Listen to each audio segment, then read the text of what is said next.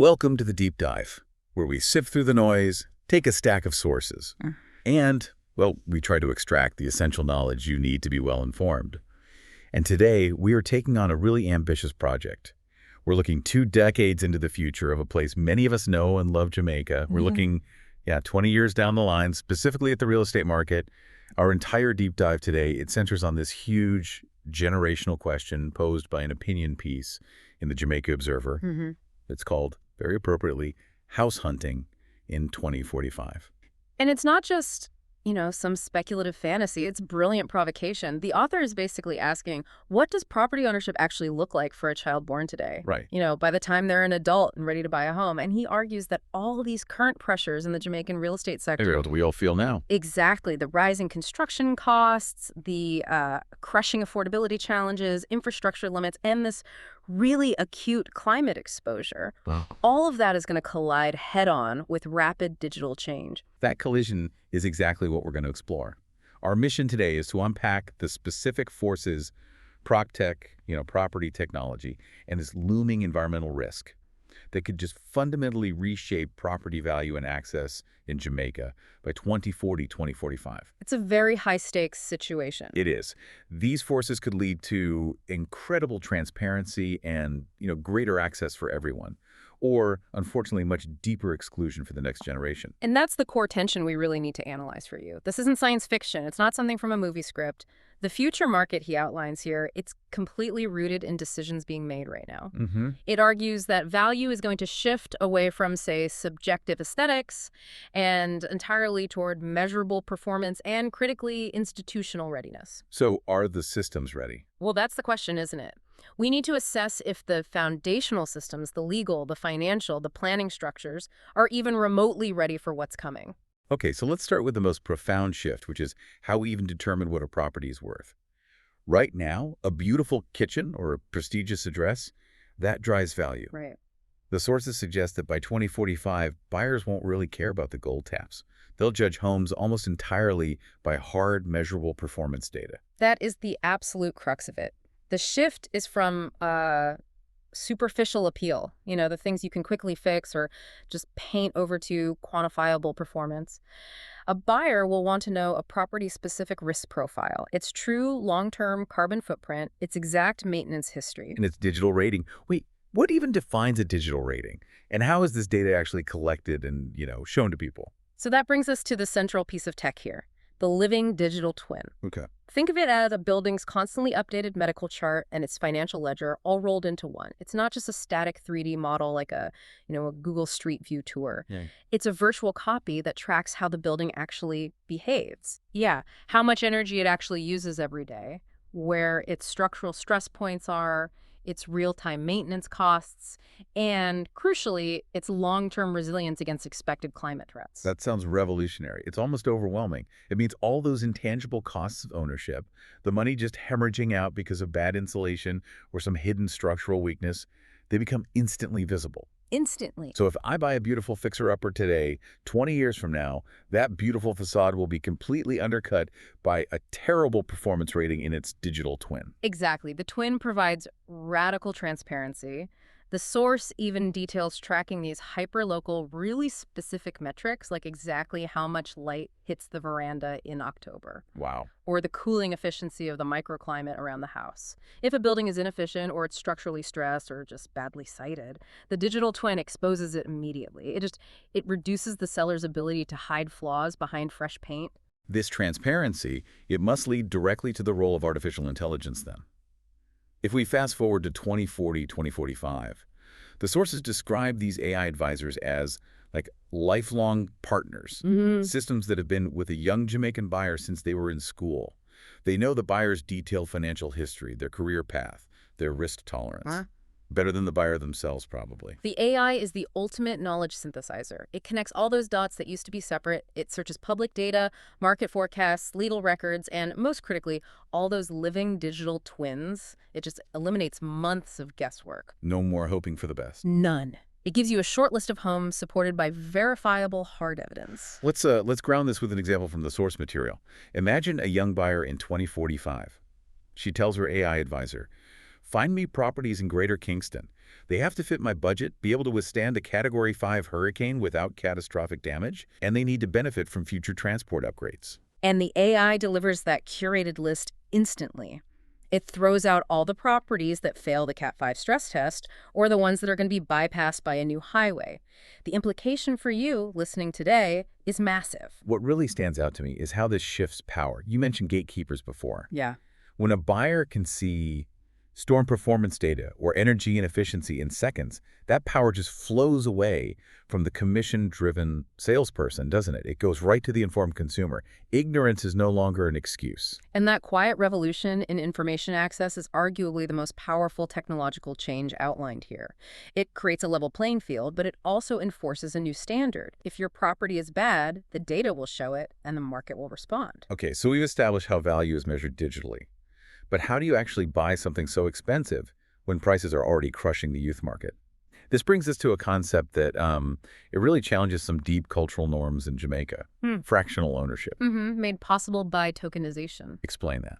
Tokenization is basically the process of turning a real asset, like a building or a piece of land, into secure digital tokens.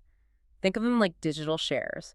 They can be owned fractionally and traded really easily on a blockchain. And this isn't some niche idea. Not at all. This trend is already projected to hit trillions of US dollars globally by the mid-2030s. So for Jamaica, the social implications are, well, they're profound. If a young person can't afford a whole lot or an entire apartment, the source is suggesting their first step into ownership might be something much smaller. Precisely. Their entry point might be a 2% digital stake in an apartment block in some growing smart city zone. Okay. Or maybe 5% of an eco-villa development.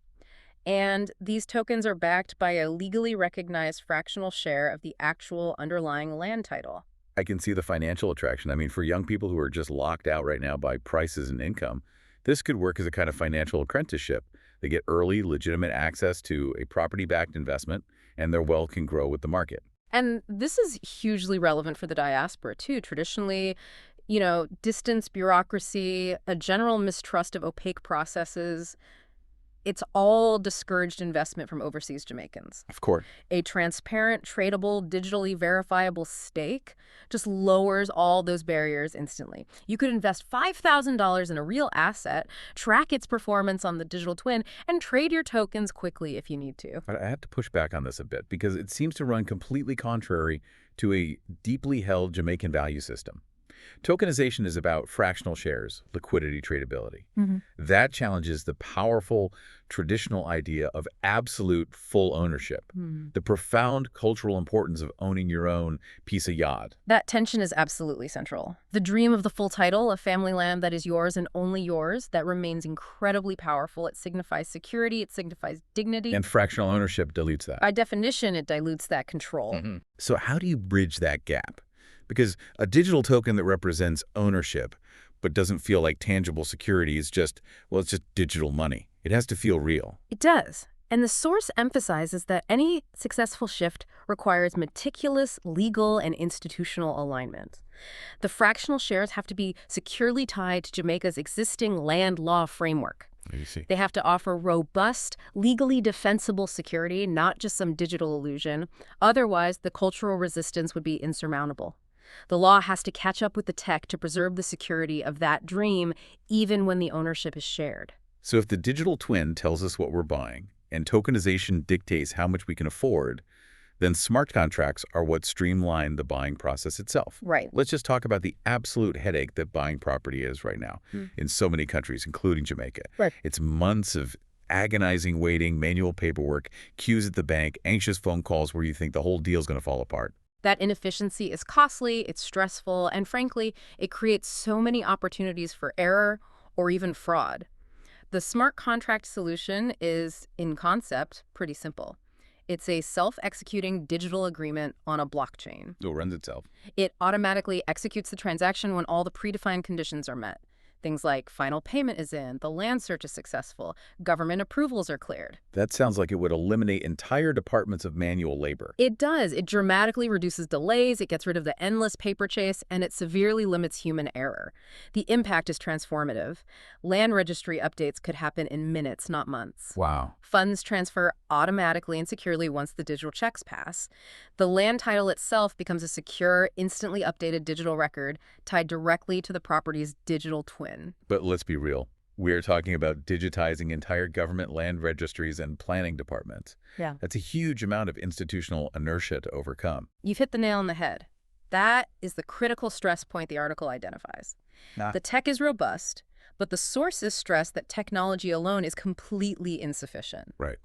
Automation demands massive institutional reform. Land administration, planning approvals, lending practices, they all have to evolve together in a coordinated way. Because if they don't coordinate, we just end up with a high-speed disaster where a transaction flies through one department only to get jammed by a slow, outdated land system. Exactly. You'd have a digitized maze. But here is the major social takeaway from this. Speed isn't just about convenience for the wealthy. It is justice. How so? Lengthy, opaque, manual processes, they disproportionately punish first-time buyers and small investors who don't have, established relationships or insider networks to push their paperwork through.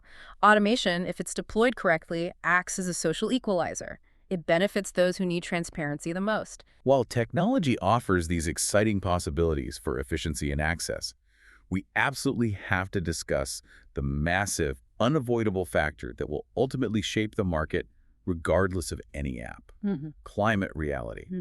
The sources highlight that climate exposure increased hurricane intensity, flooding, that crushing heat stress is the most immediate and unavoidable reality shaping the market. This is where the optimism meets some very hard numbers. Future property owners won't just be reading about history. They will have lived through events like Hurricane Melissa and the escalating weather patterns that come after. So resilience moves from being a nice feature to have to a non-negotiable baseline of property value. And who is going to be the chief enforcer of this new standard? Primarily the insurance market. Poorly sited or badly built properties, the ones that fail the digital twin's stress tests, they will simply become financially untenable. They'll either be too expensive to insure or worse, just uninsurable altogether. And that instantly wipes out their value as an asset. Complete. I suppose this pulls us right back to that data layer, to the digital twin. Because those systems integrate real-time environmental modeling, buyers get instant transparency into disaster risk. The transparency is total. A buyer in 2045 can check a property's storm performance, its proximity to floodwater and expected surge lines, and how the specific roof design performs at high wind speeds. All from their phone. All from their phone, before even scheduling a viewing. The article points out this powerful cultural shift. The classic romantic appeal of a sea view just loses all its romance when storm surge maps are one swipe away on your device. That instantly changes where value is concentrated and where people are even willing to live. Yeah. Okay, let's broaden this out to the neighborhoods that generation will inherit. The sources look at future urban development, arguing that smart districts in places like Kingston, Montego Bay, and Portmore will prioritize functional intelligence over, just spectacle. The vision is really focused on integrated, efficient systems, not necessarily luxury. We're talking about AI-controlled traffic systems that actually work. Imagine that. Integrated flood management solutions, smart energy grids, and buildings designed from day one using the digital twin model for optimized energy use. So location value shifts, again, fundamentally. It's no longer just about physical proximity to the city center. It's about connectivity, resilience, and system reliability. Absolutely. Stable, high-speed broadband, efficient, AI-managed transport, and resilient utilities become the premium features that drive price. And that reframing of location is so vital because it creates the potential for value to be distributed more equitably across the island instead of being concentrated only in a few overheated zones. It rewards thoughtful, resilient development. It's important to remember, for all this radical technological change, the sources reaffirm that the core Jamaican dream, it endures. For all the talk of digital tokens and AI, the emotional ties, the family land, the deep cultural meaning of security and dignity that comes with owning a piece of yard, that will still be central. And that refusal to discard identity is the article's real strength. It accepts that the underlying human desire for permanence and security remains, but it gives a very sobering central warning. This transparent, accessible, resilient future is not automatic. No. It is conditional on institutional readiness, on the systems that are being built now around infrastructure, land policy, climate adaptation, and digital governance. The choice is laid bare for us, for the current generation. Will these new, powerful digital and environmental systems widen access and create transparency for the next generation of Jamaican buyers? Or will they just quietly reinforce the inequality and exclusion that the previous era created? It really is a 2026 decision, not a 2045 problem. The child born today will arrive at adulthood ready to buy property whether the systems are ready for them or not. The quality of their options is entirely up to us. This has been an incredibly insightful deep dive into the future landscape of property ownership in Jamaica. Just to briefly recap for you, we've explored the 4 major converging forces shaping the market for the next generation. First, you have that foundational data layer provided by the living digital twin and the AI advisors. Second, the disruptive access model of tokenization that challenges traditional ownership. Third, the streamlining potential of smart contracts and the institutional reform they absolutely demand. Yeah. And finally, the non-negotiable requirement of climate resilience enforced by the insurance market. And if the necessary policy and infrastructure work is done now, that young Jamaican buyer in 2045 will have more tools, more information, and more viable options than any generation that came before them. But this raises an important question for you, the listener, to think about. Okay. If technology makes all property risk, efficiency, and performance instantly transparent and verifiable, what happens to the market value of traditional reputation, of word-of-mouth trust, and local family ties in real estate? A question that recenters the human element in a very high-tech future. Thank you for joining us on the Deep Dive. We'll see you next time.